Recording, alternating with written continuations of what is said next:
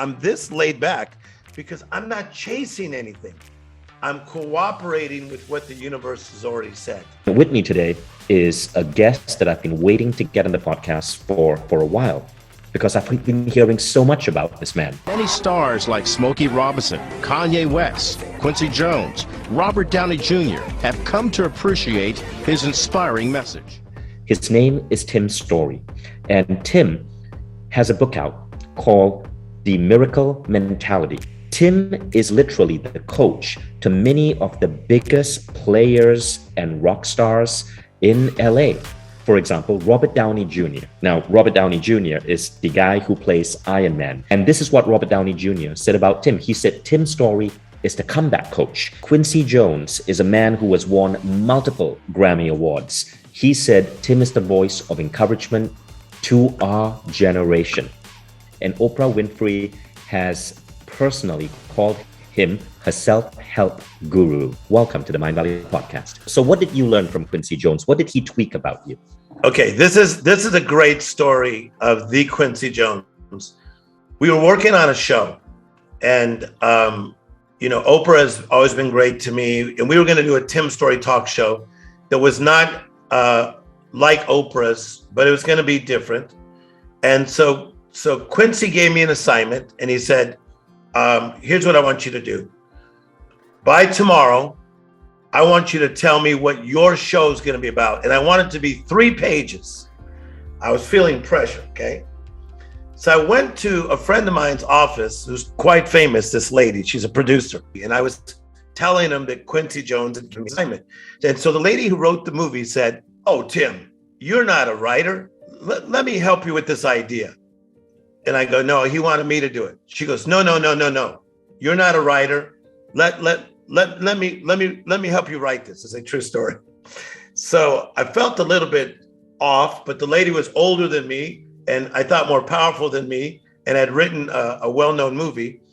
And so she got in there and we spent like 2 hours. So now I go to Quincy Jones' house the next day. This is an amazing story. I got to tear these pages. So he sits down, it's just me and him, and he reads the first page like this, watch. It's about 12 midnight, I'm at his house, and then watch what he does. He goes like this, and he throws it. And I said, oh, that's interesting. Then he reads the second page of this show that I was supposed to create, and he goes like this, watch, and he throws the second page. Then he reads the third page, and he gets it like this, and he says, who wrote this? And I said, well, I was feeling pressure, and this lady, and I named her name. He said, get out of my house. He kicked me out of his house. And I started walking down the stairs of this big mansion in Bel Air. And I thought it was going to be like if you argue with your girlfriend, that he was going to say, wait, stop. I don't mean it. Don't leave the house completely. And I just kept walking. And he kicked me out of his house. So then he called me the next day. He says, Tim, don't you ever do that again. He said, you downgraded your thought life. You downgraded who I think you are by handing over an assignment I gave you. I gave you the assignment because I needed your mind and your spirit. And you downgraded yourself by handing it to somebody else. What a lesson. But I tell you, in some strange way, that was some real big brother love. He loved me so much. He said, Tim, they can't teach the instincts you have, but you gotta get deeper. He calls me little brother. Little brother, you gotta get deeper. And by handing away the assignment, that wasn't getting deeper. I believe when I was little Timmy from Compton, the universe had already spoken over me that I would go to over 75 countries of the world and influence tens of millions of people. I've never chased it. I simply cooperate. Gosh, I love that. Absolutely. Absolutely love that. You know, Tim, in my first book, The Code of the Extraordinary Mind, I tell a story of a time I was going through a lot of stress in business. And an old friend of mine, Professor Sri Kumar Rao, who's a famous MBA teacher who brings in wisdom from the East into his MBA teachings, he told me to just calm the heck down, not in so many words. And he said, I want to read this poem to you. And the poem he read illustrates exactly what you said. So I want to read out the poem here to everyone listening. It's by the Rumi. The Rumi was a 13th century poet in the Middle East. And he said, when I run after what I think I want, my days are a furnace of stress and anxiety. If I sit in my own place of patience, what I need flows to me and without pain.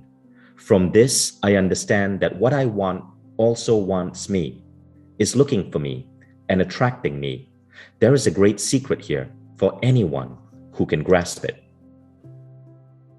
Beautiful. And as you know, when you don't chase, there is a peace that can come to your life. You know, you're right. You're absolutely right.